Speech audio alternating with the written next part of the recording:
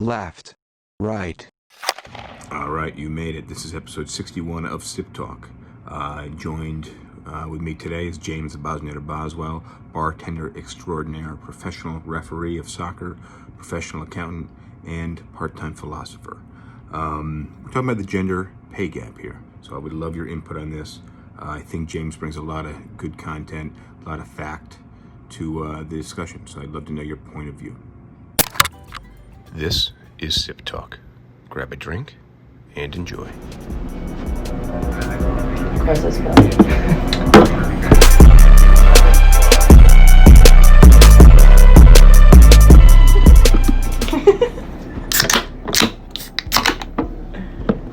Cheers. Cheers. Cheers.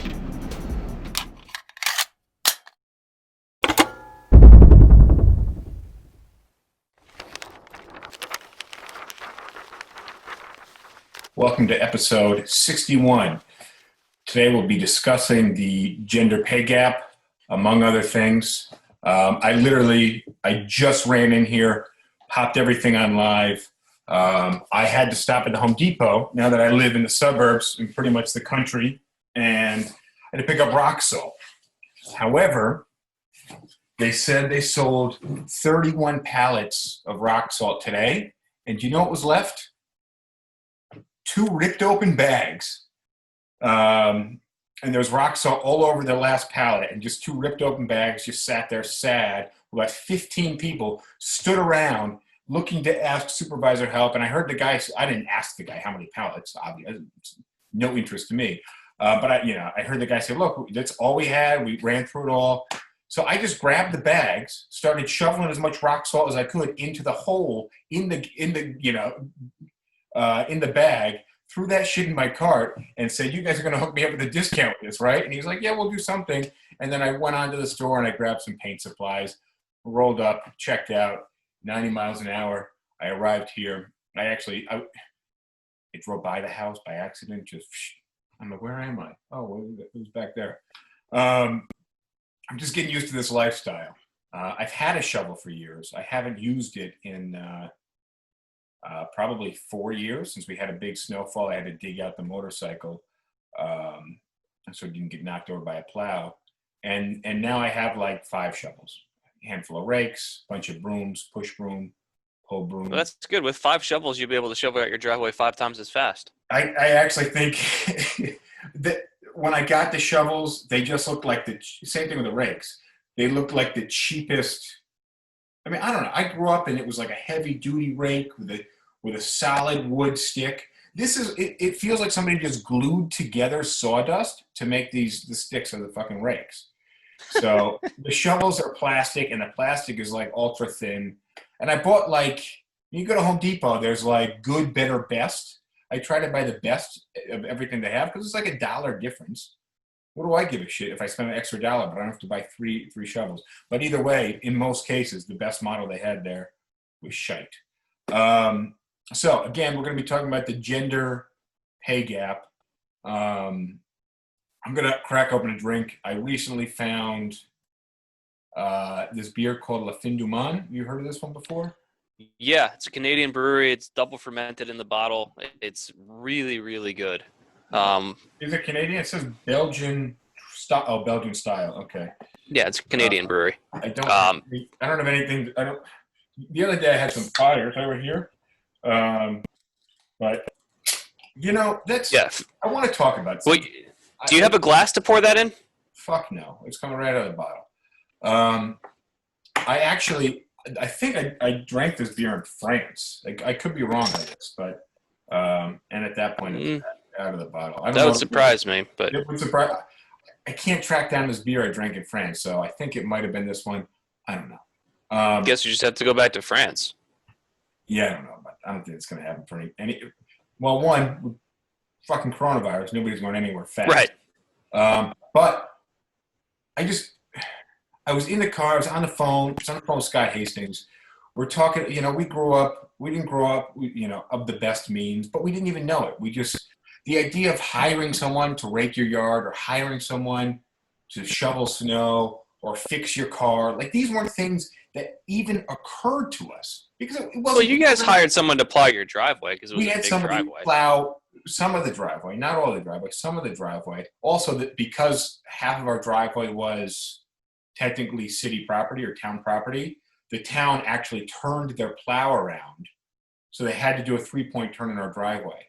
So for the most part, the town plow guy would plow the majority of the driveway.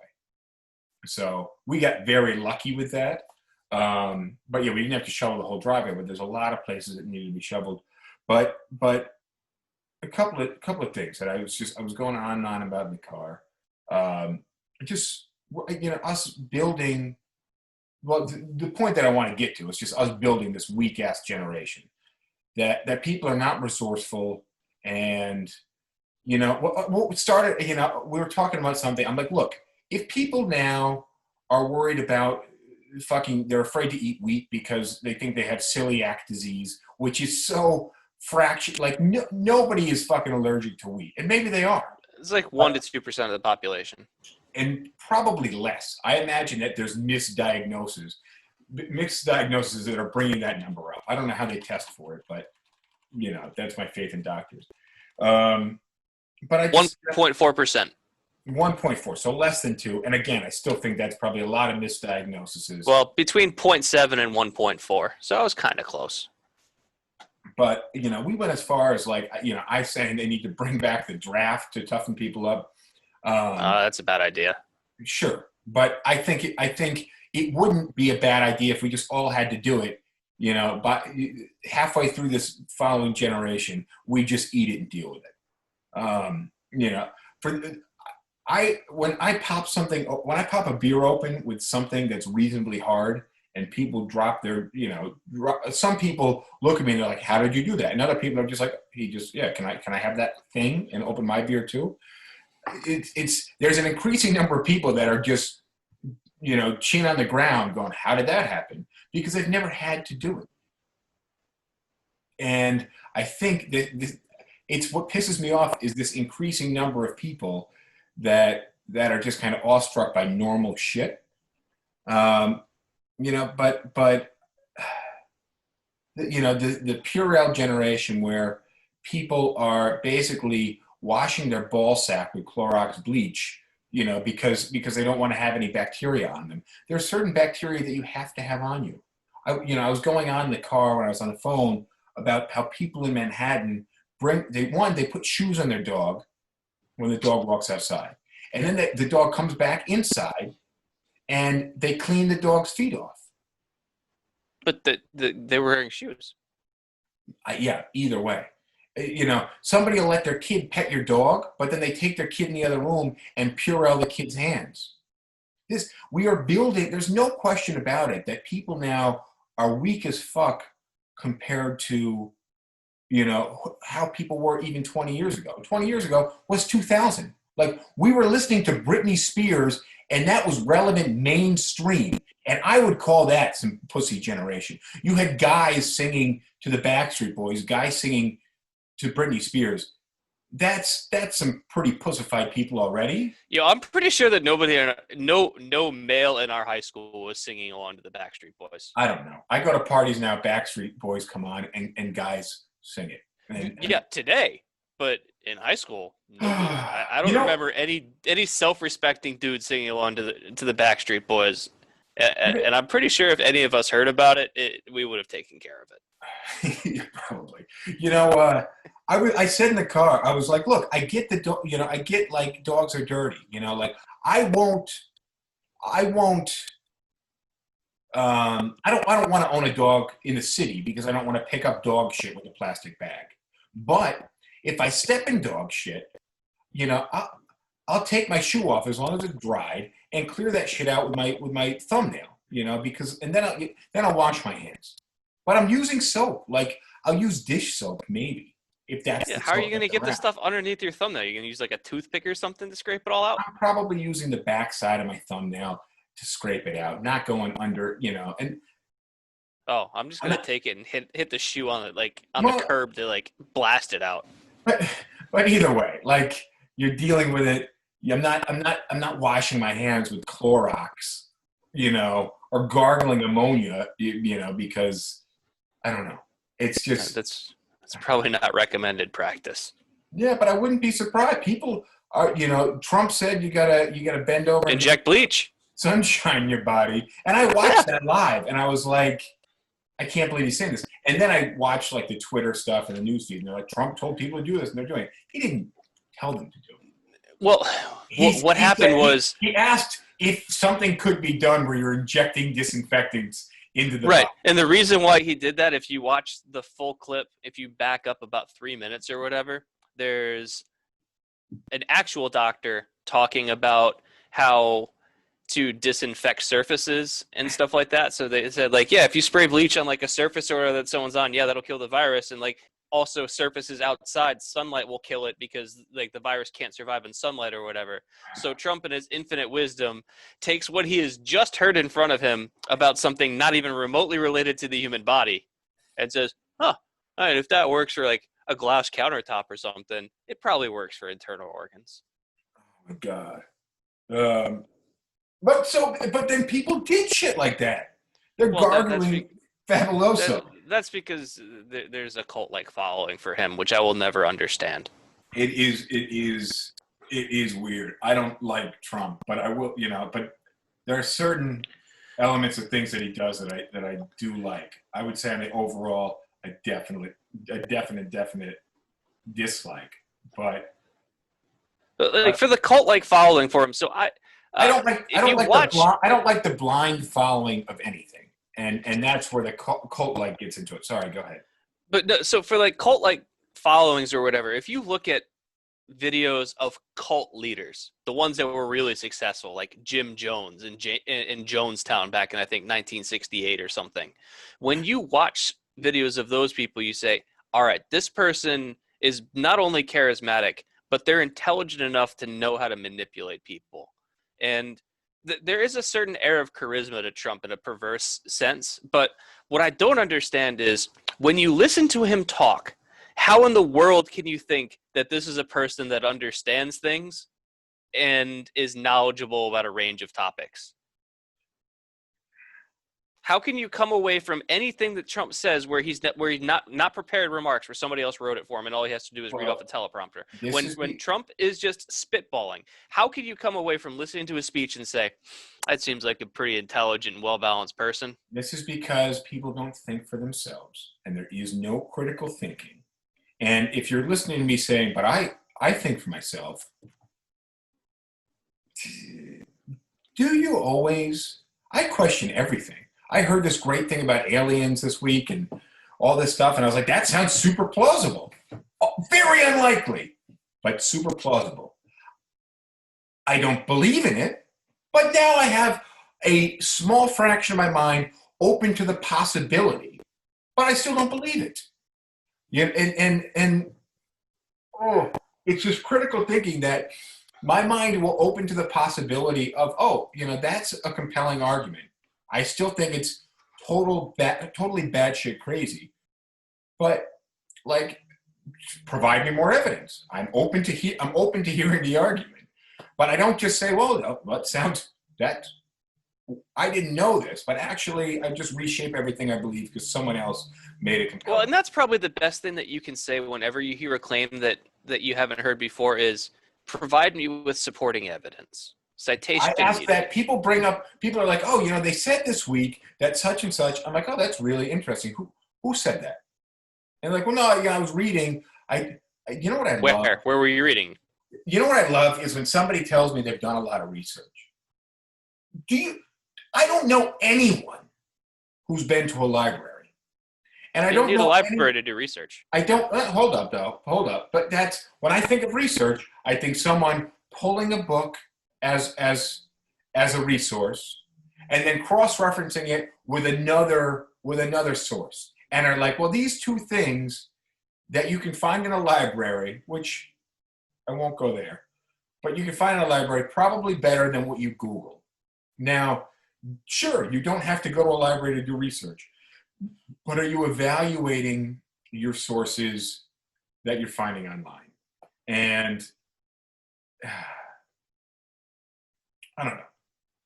Well, it's in my job. One of the roles that I have in the office is a lot of times the people ask me to do research on tax or accounting questions for them, and a lot of times I'll start off with the Google search, Yeah. and a lot of accounting companies will run a blog where they talk about various things. So oftentimes my first hit is going to be some accounting firm publishing their opinion on something, and I'll look at it and I'll always look at it skeptically because it could be outdated, it could be somebody's opinion, but it'll usually lead me to the source. So for tax, it's going to be the Internal Revenue Code or some revenue ruling or something like that. And for accounting rules, it'll tell me like where in the accounting rules it is. So usually what I'll do is I'll use these secondary sources as a jumping off point, and then I want to look and see what the actual rules say and then compare it back. The actual legal jargon. Yes, exactly. Yeah. If you can figure that out. You want to know how to write a paper really effectively, really fast? Is you go to the Wikipedia page. And then click on the sources. And then you click on the fucking sources, you dumb shit. You don't copy the shit from Wikipedia. And you don't reword the Wikipedia shit. You go to the sources and you do that there. Yeah. That's where you do that. And if you're lucky, I think we just got banned now on fucking Facebook. For what? If you we get banned on these live sources, man. But if you look at the where the sources are and you go there, oftentimes you can find related sources and you can pull information from there. I gotta know what we're getting banned for all the time now. I got banned on Craigslist. I tried to list my iPhone, and then I created a whole new account. I didn't create a whole new account. I used kind of a burner account I use on Craigslist. And I got banned there. And then I try to do it with like an incognito. I don't have a VPN. I don't have the mental capacity to set that up. I can't. I'm way too ADD to figure anything out on my own. You download a program. Yeah, I don't know. Yeah. That's all there is to it. Yeah, but unless Apple does it and it's an app, I can't do it. And I know so that sounds really lame. I just don't have the. That's so lame, dude. I don't have the time, and I don't really want to do it. Like, I should do it when I have the time. I may spend a Sunday morning where I'm drinking coffee, and I'll do it then. But until that reaches the top of my to-do list on a Sunday morning, while I drink coffee and look at Twitter or some shit, it's going to be a little while. That's all. All right, so we got to get into this gender pay gap, because if somebody tuned in for that topic, I've done them a disservice for just going on and on. Yeah. For 15 minutes, which is my bad. I gotta vent somewhere. As you're wont to do. So, I got other shit I just want to vent about too. But I was gonna go into this episode and just call it "Fuck the Birds." I heard the phrase "two birds, one stone" so many times today. It just the last time I hit it, I just shouted. Somebody's actually I was on the phone. It was with Scott Hastings, and he goes, "Yeah, two birds with one stone." And I just go, "Fuck the birds!" Nobody likes the birds. I don't know where you guys are finding all these stones. You're not on like the Pebble Beach here, but nobody wants the birds. And also, since when was it ever a good idea to try and kill a bird with a stone? Like, they're really quick, and stones they're quick and small, and stones are relatively hard to aim. What are we? I mean, what are you like, David, with your little thing? your what's David's sling? Slingshot is sling or slingshot. I think it was probably a sling. Yeah, it was a sling. But they hadn't progressed to the slingshot technology back then. Let's get into the topic that we're supposed to be discussing tonight. All right. Well, you. All right. So can you give a backing on how we're touching this and where this came from? I'm pretty sure it's coming from our question and answer session where somebody asked a question about this, and then I said that's a topic that's going to require more than just a 5 or 10 minute answer. We should really devote a whole cast to it. I'm pretty sure that's how it happened. I don't really remember, but let's just dive right into it. Because before this cast, my roommate asked me, he said, what are you doing for the podcast tonight? And I said, gender pay gap. In no way can two white guys talking about a women's inequality issue go wrong. So whenever this topic comes up, the often quoted number is that women receive 78 cents on the dollar for work. And anytime I hear that statistic, I get angry, because while it's technically true, it misses a tremendous amount of nuance to the point where it's downright misrepresenting the issue. Because the 78 cents on a dollar, you have to look at things in define two terms. You have to look at income and wages. So income is the total amount of money you bring home in a year. Wage is how much you're earning for a given amount of time.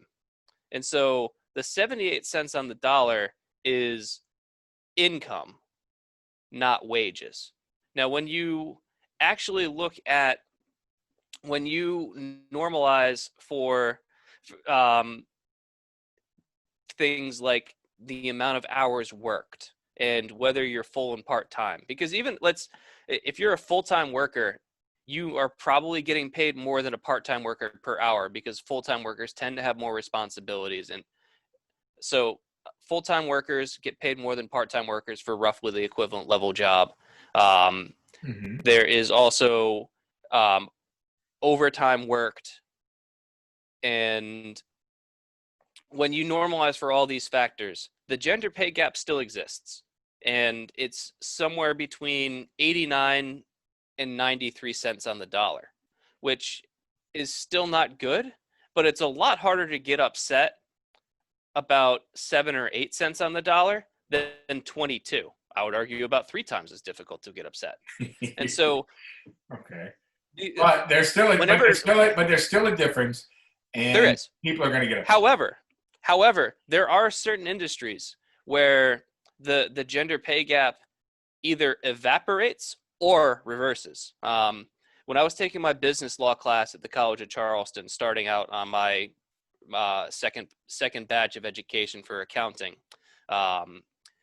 the professor was talking about the gender pay gap, and he talked about how when you normalize for work in such a way that it doesn't matter if a man or a woman is doing the job, and the job's basically the same wherever you go, you tend to see that the gender pay gap goes away completely. And the example he used was pharmacists.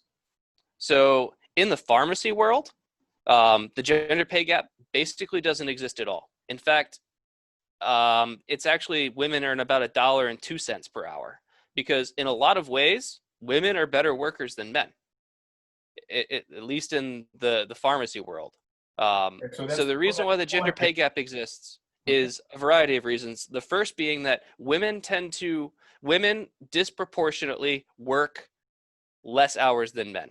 Women are more likely to take a part-time position. Women are more likely to take time off work for family reasons or to start a family by having a kid. Men are more likely to work overtime. Men are more likely to work a job that is either hazardous or has some kind of risk involved, and those jobs tend to pay more. And then men are also more likely to be represented in fields that pay high, such as engineering, technology, and science roles. And there's probably some socialization to take into account there in terms of why don't we get more women into those fields. But you can also look at another social factor, and this is a perception that probably bears some reality, is that women tend to negotiate less aggressively than men. So you could have two equally qualified candidates in everything but negotiation skills, and women might negotiate a lower wage than a man would. And then there is going to be sexism, and there's certainly some discrimination that takes place here, but the discrimination doesn't account for 22 cents. We're not arguing that there isn't sexism. I don't think there was just a comment that said, I strongly disagree. We're not arguing that sexism doesn't exist and it doesn't contribute here. James is giving you a list of factors that affect any pay gap. You could apply this to the age pay gap. You could apply it to whatever else you want to and dissect it that way. We're just discussing how it breaks down across genders. Right, and I'm not saying that discrimination doesn't exist. It certainly does, and I would argue that the portion of the gender pay gap that is associated with discrimination is wrong, and it needs to go away. And that still exists somewhere to the tune of 7 to 11 cents on the dollar. However, when you throw out the figure of 78 cents on the dollar, that's deliberately misrepresenting the issue, and I think it causes more. It leads to a lower respect for the cause because that number is patently absurd. But let's I want to touch on some football. And I don't mean tackle football. I mean soccer football. And this is where we touched on it the other day. And I don't know where this suit stands now. I guess women's football was suing national. So the women's national team sued the USSF, United States Soccer Federation, because when they went to the World Cup, the amount that they were paid for going to the World Cup and the bonuses they got for their successive wins and eventually winning the entire thing was far less than what the men's national team was. I think the men's national team, for just showing up to the World Cup, got more money than the women's national team did for winning the entire thing. Okay. Now, how many people watch the men's World Cup? Probably a lot, right? So the men's final in the World Cup, its worldwide ratings are over 1 billion people watch the men's World Cup final every 4 years. Okay. How many people watch the women's World Cup? I don't know. Let me Google that. Can we measure it in billions, though? Almost certainly not. Okay. How about hundreds of millions? All right. So so here we go. So in the United States, which is a poor measure of soccer popularity, but we'll just use this because these are the numbers that I can find quickly. So the 2018 Men's World Cup final had almost 18 million people, whereas the Women's World Cup, okay. Was that Men's World Cup where the U.S. was still in it, or are we talking about the finals? I'm talking about the final. Okay, So the Women's World Cup had a rating in the United States of 14 million viewers. So 18 versus 14. Now, if we look at the Women's World Cup worldwide, it was 1.1 billion people watched the Women's World Cup final. I'm actually okay. Okay. So look, I'm open to changing my opinion on this, but I've never seen a professional women's soccer match. It's about so the World Cup final is about the same between men and women. I'm surprised by that, but well, now we're fucked.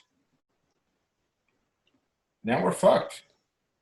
Now it's not holding up. So now I would like to see what the counter argument is outside of what our perceptions are limited. Here's the counter argument.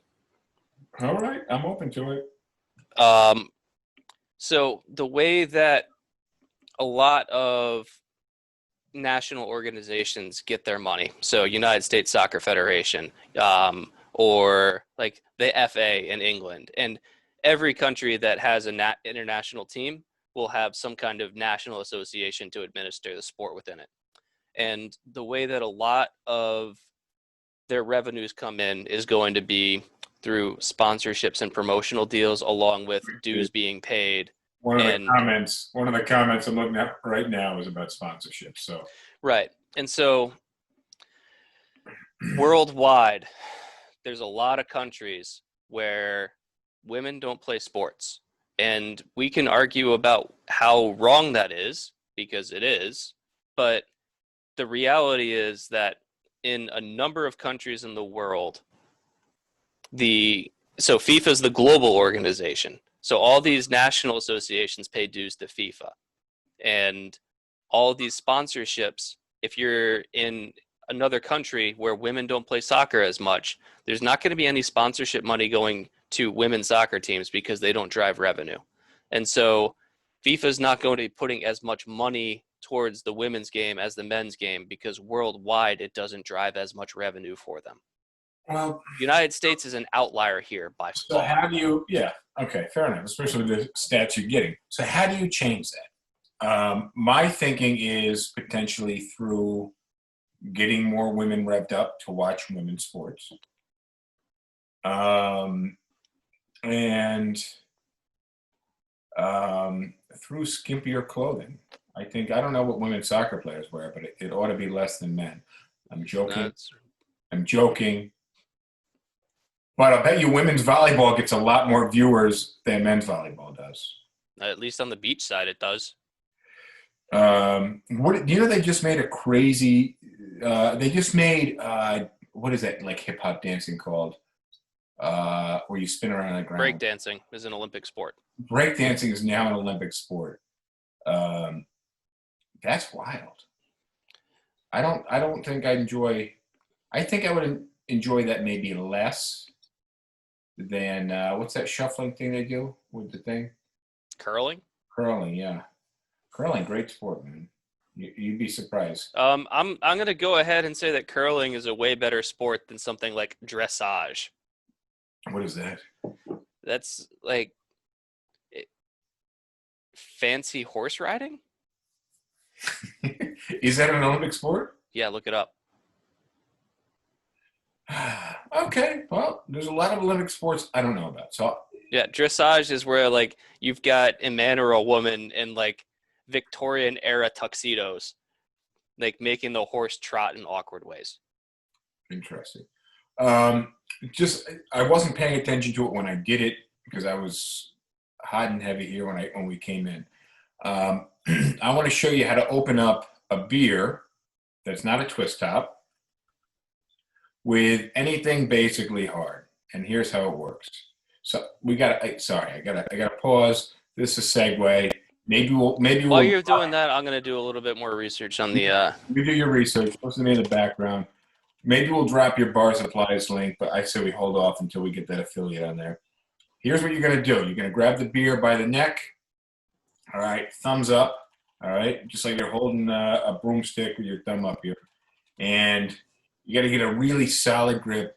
You're going to stick whatever hard object it is you have between your index finger, which is going to be about a centimeter or so, half inch down from the lid. So it's going to look like this if you guys are looking.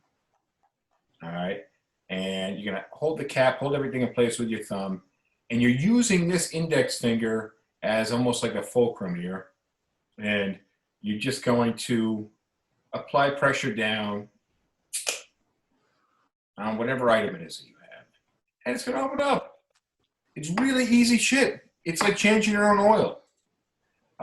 If you guys are live right now, give me a thumbs up or give me a comment if you've changed the oil on your vehicle or if you go and get ripped off every time you need to do a $22 operation.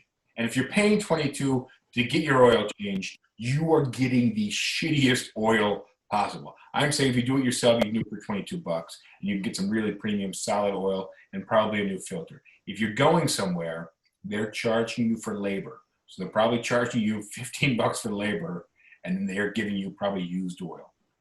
I don't think you can get your oil change anywhere for $22. But I want to know who's been able to change their own oil. We got a hello from Brazil. Is it about knowledge of how to do it or actually doing it? Because I know how to change my own oil, but I don't have the tools or the space to do it. I live in an apartment. Where am I going to do it? Well, I haven't been able to either in New York City. I try to do work on the bike or the car on the side of the road, and one, I didn't have the place for the storage of the tools. Lisa said she does it on the edge of a table. I used to do that, but you will be surprised. I saw somebody doing that in the office. I almost ripped their fucking head off.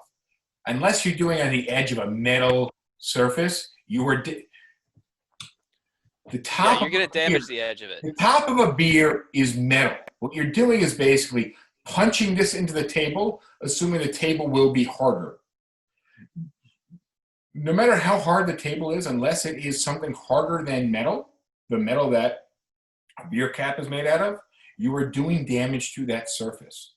Oh God. Even doing it on a granite countertop, I've done it before. I've taken chunks out of a granite countertop doing it. Yeah, and you drink a lot, so not anymore.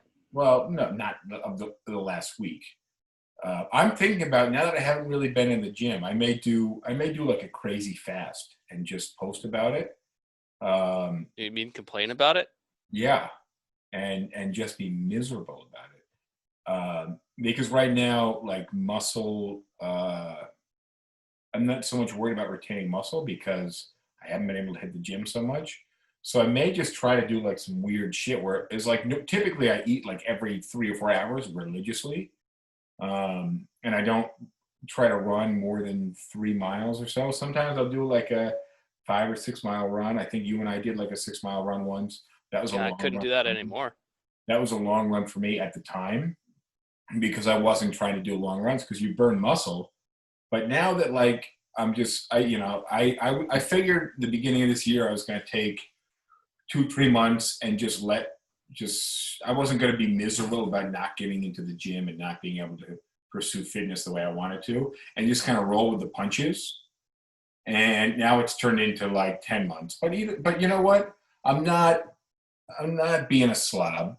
I'm not indulging myself as I normally do when I can go to the gym for 90 minutes a day and do cardio for 20 minutes a day.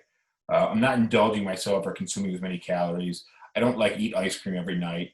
I have a few drinks. I'm not like crazy binging when it comes to drinks. So I'm not going crazy, but I am just like, hey, life isn't normal right now. I will accept this 2 or 3 month portion of my life that's now turned into 10 months and say, you know what? I don't have abs. It is what it is. Which leads me to the next point that I want to make is, there's a lot of people right now that like their life is falling apart because life as they've known it is changing. They can't pay bills. And they're really desperate and they're in a bad place.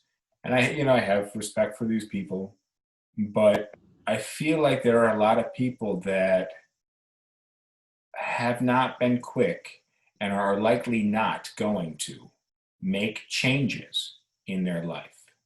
If you live now I wasn't exactly a bachelor, but I will tell you, my last rent cost $3,000 a month. The garage cost $450 a month, plus car payment and insurance and the motorcycle. And at the end of the day, when with internet and electricity, you're at like $4,500. All right. Now that's modest by New York City standards. $3,000 is the average rent for New York City. I was living in a 1-bed. Now, if I was all on my own and I hit total financial strife, first thing I would have done is moved in with roommates. And I would have brought my rent down to $1,000 a month. And then you're paying $20 for internet and cable or internet. And you're paying $20 for electric across the board. But I listen to a lot of NPR, I listen to a lot of talk radio, and I hear all these stories about, I heard somebody, they owe $5,000 in rent and they don't know how they're ever going to recover. And $5,000 is a lot of money, but they failed to take any action at all. And they continued living their regular lifestyle and they made no moves at all. And now they're claiming, woe was me, and their life is coming to a crashing, abrupt disaster. But what did you think of the world changed like this? The world stopped spinning, and you kept going, and you wonder why you ended up somewhere you didn't want to be. Like at some point, you gotta throw those brakes on, take your ice pick, and fucking jam it in there, and say, you know what, I'm gonna change some shit up, and I'm gonna make some moves in life. And it may not be like your ideal, but if the entire world changes instantly and you do nothing, of course you're going to get fucked. And if you're looking back at me saying, I've done nothing, woe is me, I'm going to look at you and say, you're a fucking retard. The only argument I can come up with against that or to mitigate would be on estoppel grounds, which would be some of these people might not have made any changes because they were under the impression that relatively soon things would return to normal. So they didn't want to take on the significant costs of changing up their lifestyle because the idea is, let's say, I'll make something easy. Let's say you were a bartender and you're in an area where all the restaurants are shut down for some period of time, and you're told in a month restaurants are going to open back up. You say, I can make it for a month. I'm not going to. I want to just live. Go ahead. I want to go ahead. And you're going to say, I'm not. I don't want. I want my old job as a bartender back. I can't work it right now because the restaurant's closed. But I've spoken with the owner and I've been following the news, and the restaurant should open up again in a month. So I don't want to take a job right now knowing that I'm only going to work it for a month, and I'm going like that'll look bad and that'll reflect badly on me. Or I don't want to spend a whole bunch of money going back to school for something I'm not necessarily interested in when I have this plan that's going to fall back into place in a month and I have enough funds to make it for a month. So they're not changing anything about their lives because they've been promised some kind of resolution, and then 1 month turns into 2 and 2 turns into 3. Fine, exactly. 9. Fine, exactly. Because this started in February-ish. It started in December, really, where we started hearing about some stuff. I think the end of December. Things didn't actually start moving in this country until late February, early March. Exactly. So we felt at the end of February, beginning of March, we started getting affected by it. I remember business slowing down the second week in March and being like, this is bullshit, guys. This is bullshit. And then some people being like, I'm not coming in anymore. I'm like, this is bullshit. Now it's affecting me. Either way, they shut our office down, I think, on March 20th. And we were originally expecting 2 weeks. So 2 weeks in, obviously they extended that. And a month in, they extended that. And at this point, I was realizing that I can't count on what they're telling me. I can't expect what I should expect. I have to think longer term.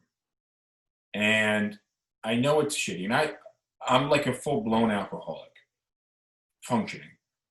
I know a lot of people that work in bars. I have some super favorite restaurants, super favorite bars all across Manhattan. And they shut down indoor dining again in New York City. So the only thing they were allowed to do was takeout or outdoor dining, because they have all these structures built outdoor on the streets in Manhattan.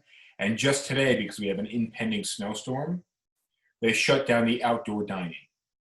So takeout only. So yeah, basically takeout only. So now your cost of first of all, restaurants don't make, do you know that I've had a lucky run last decade or so. I used to go out to a restaurant and order food, and maybe I'd get a drink, a beer, or a cocktail. But most of the time, no. And your bill was $28. Now I go out somewhere and I'll hang out from 7 o'clock until 11 o'clock, and I'll have 9 beers and some chicken wings. And the bill's $183 plus tip. 200 and I don't know, what do you tip on that? $210.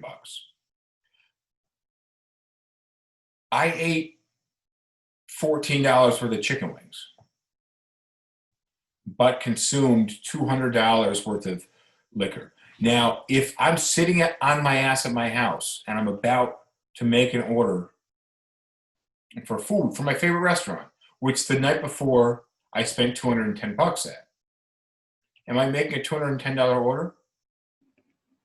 No, I'm ordering wings. I'm probably ordering some fries. I may double my order of wings if I'm with somebody else. I'm going to get some fries. For a while, you could order liquor for takeout. I would maybe order, an $18 half quart of Negroni or Old Fashioned or whatever. But those always turn out like shit. Like you want the presentation, you want the nice glass. You don't want it to come in a fucking Chinese soup container with a smiley face. We love you.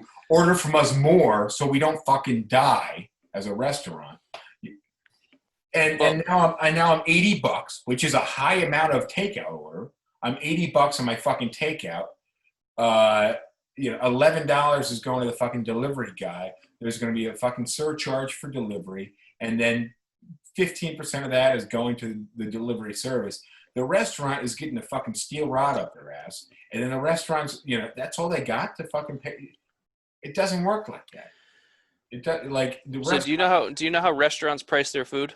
The general formula? I don't know the formula, but I know there is a formula, and it's like 30% of is cost at the door, and the rest is profit or something. That's pretty close. That's close enough that we're just going to say that's right. And so, do you know how they cost their liquor and their beer? Let me just pause 1 second. All right, guys, I get it. Support your local restaurants. If you have a place you like, order from them. It's going to hook them up. That's not going to save them. What's going to save these places is going after your governor or going after your mayor. That's what's going to save them. Not ordering an extra, 2 beers from them once every 2 weeks. That's not going to save them. And you should do that. You should continue to go to your places because your ass is saving money every other aspect of life. So order from your favorite places. It will help them, but it's not going to save them. What's going to save them is going to your governor, going to your mayor, and going to your Congress people and complaining up their ass, lighting them up on Facebook and Twitter and Instagram and everywhere else you can. Sorry, James. So we're talking about the cost of selling stuff. Yeah. So you're right about the food cost. It's generally in like the 30 to 33% range of the total the food costs that go into a meal. So if a meal costs $10, and I'm sorry I'm interrupting you. I just had to throw this in there. On the gender pay gap, I probably tip female bartenders and waitresses more than I tip dudes. Just throwing that out there. Sorry, go ahead. Yeah, we kind of bailed on the gender pay gap thing. No, we didn't. We're there. We're square. We're not leaving it. If you guys are watching us and you're missing some of this, you can catch the full segment on YouTube or to watch us in video or any audio podcast, Spotify, Anchor, Apple Podcast. And we would love to have you guys join, subscribe. It'll help us out big time. Allow us to get this message across to you guys. So not just this message, but all the topics we want to talk about, and they are usually fueled by the users and fueled by the viewers, listeners. But my bad. I gotta give it up to James. He's going to talk about the restaurant end of things. Yeah, so one of the clients that I do regular bookkeeping for is a restaurant in Charleston that prior to the pandemic was doing pretty well. So food costs 30 to 33%. So if you've got a $10 menu item, it's probably got about $3 to $3.30 of food cost in that dish. Now, beer and liquor have a higher markup. Beer is generally in the 4 to 450% range, which means that you're looking at 20 to 25% of cost, and liquor is even higher. Liquor is usually in the 5 to 600% range. Now, these numbers are going to vary depending on what kind of a restaurant you're in. If you're in fine dining, you can mark all these prices up. If you're in a dive bar, you can mark them down. But also, how your bartender's poor.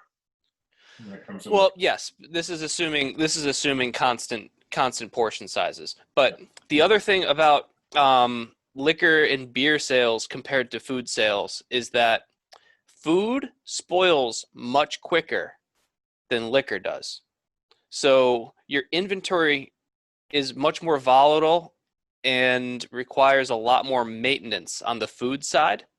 So food sales in general do not carry a restaurant.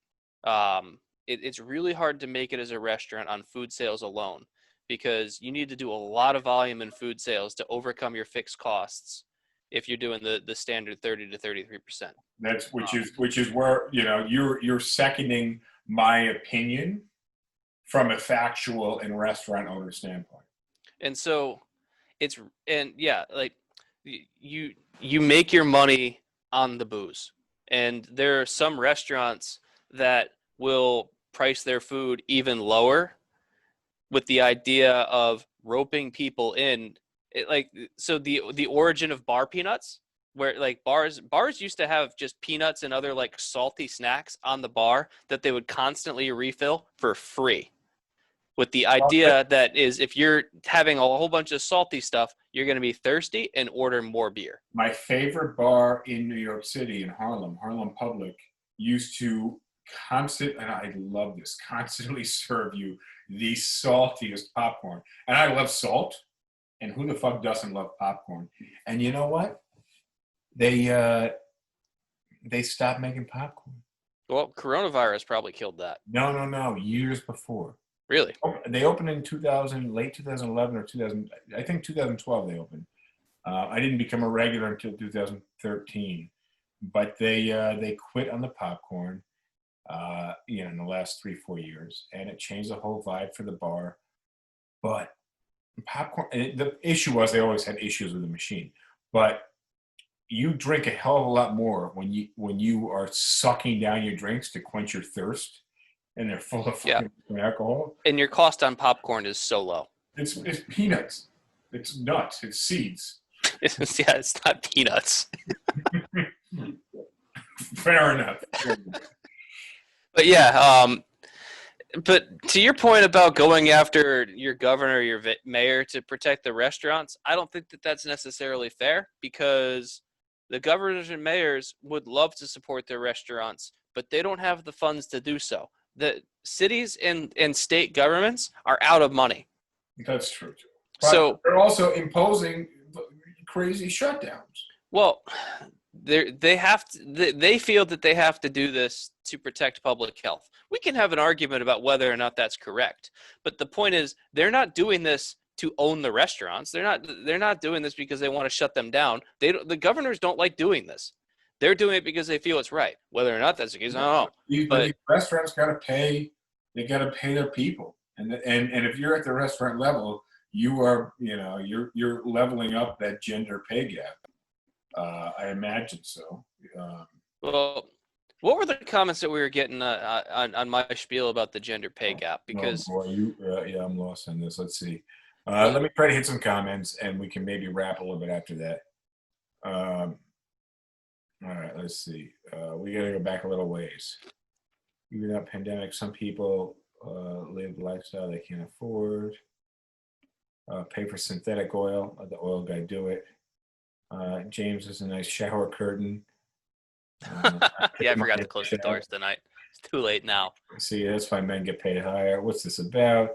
Women worse in management position. I don't necessarily agree that women are worse in a management position by any means. Well, that's a conception. And so there's that's one thing that contributes to the 79-cent pay gap, is that women tend to get selected for management and executive roles less than men, despite equal qualifications. But here's another statistic that's really important. So when the non-adjusted female salary is 79% of males, but that's non-adjusted. That's just the raw data. When you adjust for education and like work, so two people doing the same job across all industries, that number becomes 95%.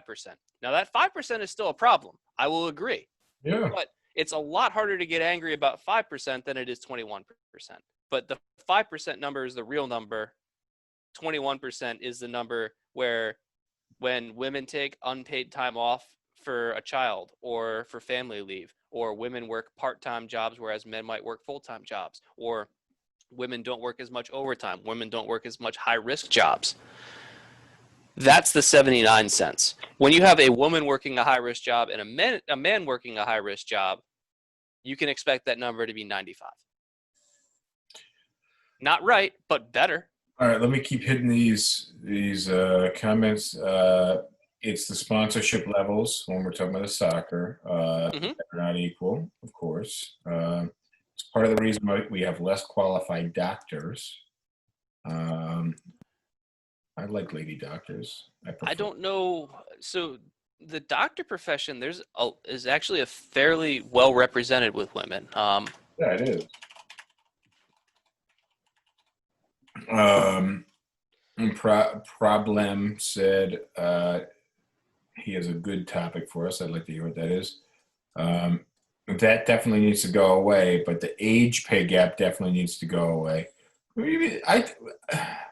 The age pay gap, really?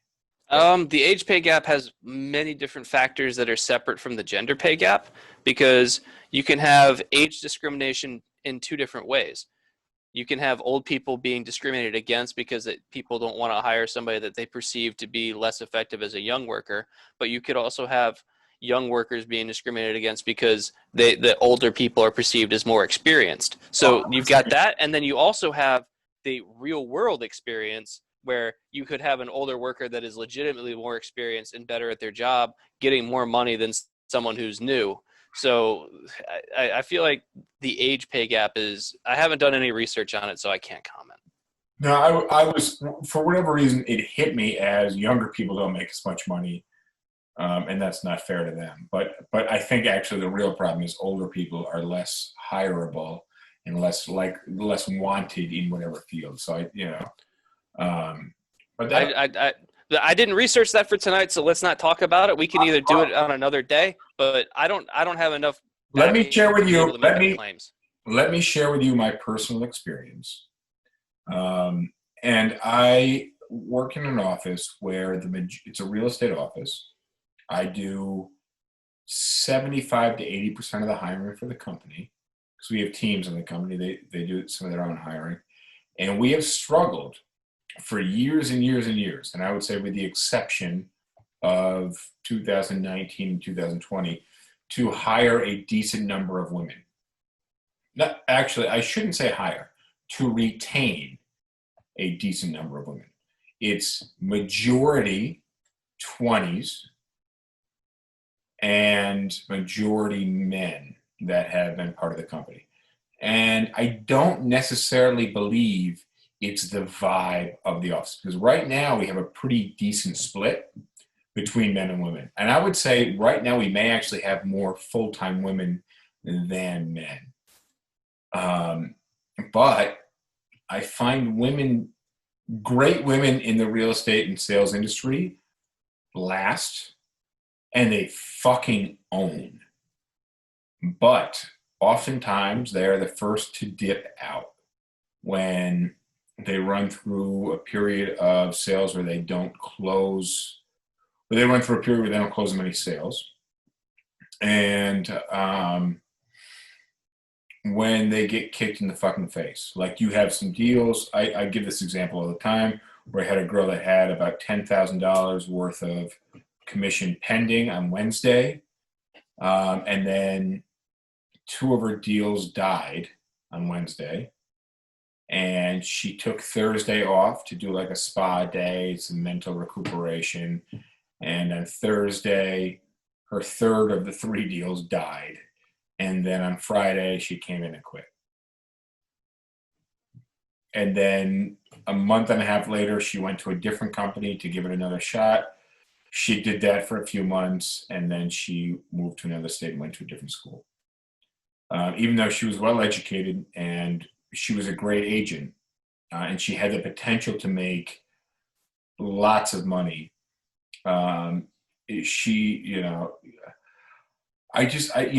I relate that to like guys being able to ask out girls and feel like they are so embarrassed and get kicked in the balls, and then girls are always on that receiving end. And when you put a girl in the position of being a salesperson, it's difficult to articulate on that, but I feel like there's some degree to it. Like, if you spend your life on a pedestal, it gets very difficult to look up. Sure, but like also like the selling part, the displaying is only a portion of the actual sales effort and marketing effort that goes into it. And I find some women are incredible salespeople. And obviously, there's some guys that get, their face kicked in and they're just like, fuck this, I'm going to go do some other job. But it's definitely, I see a higher turnover in women in the business, and also expectations of work. I think that it's about being gritty, and I think gritty is a more masculine quality. Not that some women don't possess it, but I see it from my perspective as a grittier, more masculine quality. I don't know. I feel like I'm digging myself in a trench any word that comes out of my mouth. Yeah. I want to address one other thing. This is just kind of a personal crusade of mine. Is another thing that, and this is not specifically related to women, but it overwhelmingly affects women compared to men, which is like if you decide to have a kid, that's going to affect your work, and that's kind of a choice that like it's impossible to avoid that pregnancy is going to affect a woman more than a man.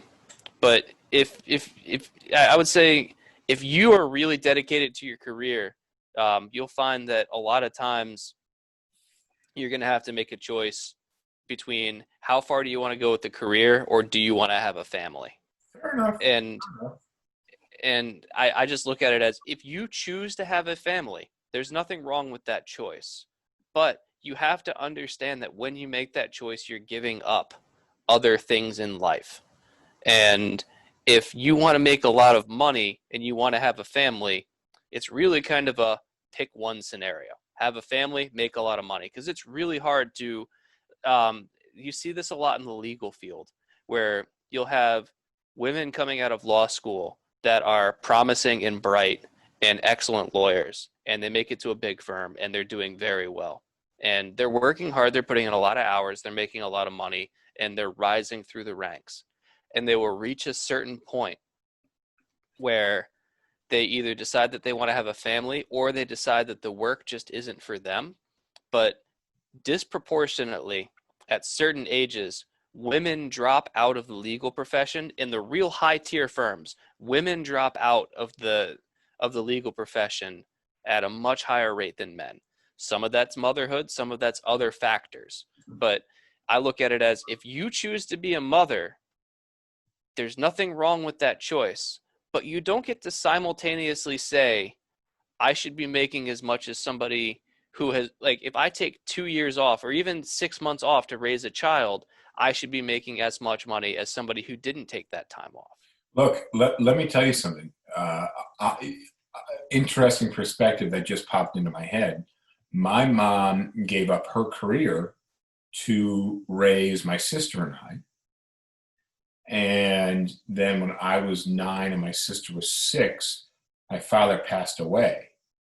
So it was I watched my mom.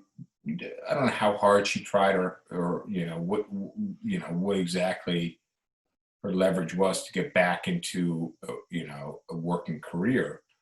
But I know that my mom took off from when I was 0 basically to 13 years old to raise kids and have a family, and then try to get back into a career. And 13 years is a long time. That would be tough to go back to work after that long. Dude, think about in our lives. Imagine 13 years from now. Fucking 13 years ago, we was iPod or there were no smartphones. No, they had just come out because I remember. So 13 years ago was like the year that the first iPhone came out. Yeah, because I remember when we drove down to South Carolina, you had like the first one. You're like, check this out, man. We can figure out exactly where we are. We're not going to get lost. Yeah, and then we were pulling over to Starbucks to link off their fucking Wi-Fi with a laptop. Yep. Because we hadn't printed maps because we just thought we were good. We drove down with no plan whatsoever. I had to call my girlfriend at the time so that she could tell us where some hotels were. Oh man. All right. All I want to say is fuck the birds. All right. If you see 2 birds and you see a good rock nearby, try to hit them both with that rock. Hey, you live out in the country. I'm sure that they've woken you up plenty of times in the morning. So Look, I'm gonna, we got there's a gravel driveway here. All right. I don't know how to shovel on gravel, but if I turn over a couple of extra stones and I see a bird, I'm gonna hang on to that stone until I see two, and then I'm gonna throw it at both of them simultaneously. Two birds, one stone. I'm really curious on the genesis of two birds, one stone. Two girls, one cup is something I've spent 15 years avoiding, but two birds, one stone is something I'd really like to learn about. I got you. All right, pause on that note, guys. If you're watching us now, Instagram, TikTok, Facebook. If you're watching us live, we are also on YouTube, and we are also available on all audio podcasts, Spotify, Anchor, Apple Podcast, wherever your podcast comes from. You can find us. Search SipTalk. You will find us. Subscribe, share, make some comments. We love responding to your comments and your questions, and we love including your comments and your questions in our live chats. This is where this episode came from, the gender pay gap. And to round us out on our way out, James is going to explain Two Birds, One Stone. Greek mythology. It's believed to have originated from the story of Daedalus and Icarus, where they're trapped in the labyrinth of Crete and the Minotaur's coming after them. And Daedalus killed two birds with one stone to get the feathers to make wings for Icarus. Feel bad for those birds, man. Wasted wings. Yeah, considering what happened to the wings eventually. Exactly. Whenever I'm out with somebody who are eating chicken wings, and they eat the chicken wings like a pussy, and if you don't know what that means, I have always eaten chicken wings, and you eat every piece of meat on those wings. You bring it down to the bone. You eat the cartilage off the end. You're really there for the flavor. So anything that soaks up flavor needs to be ingested. But I tell people, you disagree with me, I feel like. There are a couple. No, I'm going to tell a story as to this is an ad hominem. But hold up. Just a couple of people that take a bite off of each side of the wing, and I always tell them they're doing a disservice to the chicken, and the chicken died in vain. That chicken died, and you are not honoring it having lost its limbs by just doing such a disservice by not if I'm gonna die and somebody's gonna cook my ass, and they're just gonna take a bite out of here and a bite out of here and throw that shit away, I've died for nothing. All right. Affluent prick. Sorry, go ahead. I'm going to tell this story as a way of framing the narrator here for your chicken wing rant. So I remember in high school one time you told me a story about how you made a sandwich, and you wanted to make the sandwich look nice. So you took a toothpick and you stuck it through the sandwich. I remember this vaguely. And you tell me this story. You say, "Yeah, it was a really good sandwich." And I had a toothpick in it, and I eat the whole sandwich, and it's delicious. And then I look at the plate. There's no toothpick on it. So, for everyone who's listening about Justin's opinion on chicken wings, you're also listening to the opinion of someone who will get lost in the flavor of something to the point that he eats toothpicks. My counter argument to his is, I eat chicken wings like a quote-unquote pussy because I'm only going to eat the good parts of it. I don't want to eat the cartilage and the bone marrow and crap. I'll just eat the good part of the meat. And you know what? Affluent prick. Yeah. What a waste. Yeah. This chicken has been delimbed for nothing. All right. So we'll just have to start putting toothpicks in your chicken wings. It's not going to slow me down, clearly. All right, guys. I appreciate you watching us. Episode 61, The Gender Pay Gap. I would love to hear in the comments. I'd love to hear any feedback from you guys. Obviously, there's a lot we missed. We had a lot to cover today, mostly not related to that. It's my bad. But we love you guys, and we do this for you guys. So thank you for joining us. James, I will catch you later. Thursday. All right, Thursday, I'll see you. Cheers. Adios. Yo, thank you for joining us. Let me know in the comments what you think. Make sure you subscribe to this podcast. We need all the subscriptions we can get to continue to grow. But thank you for being here with us today. I like PBR. I just got priced out of it.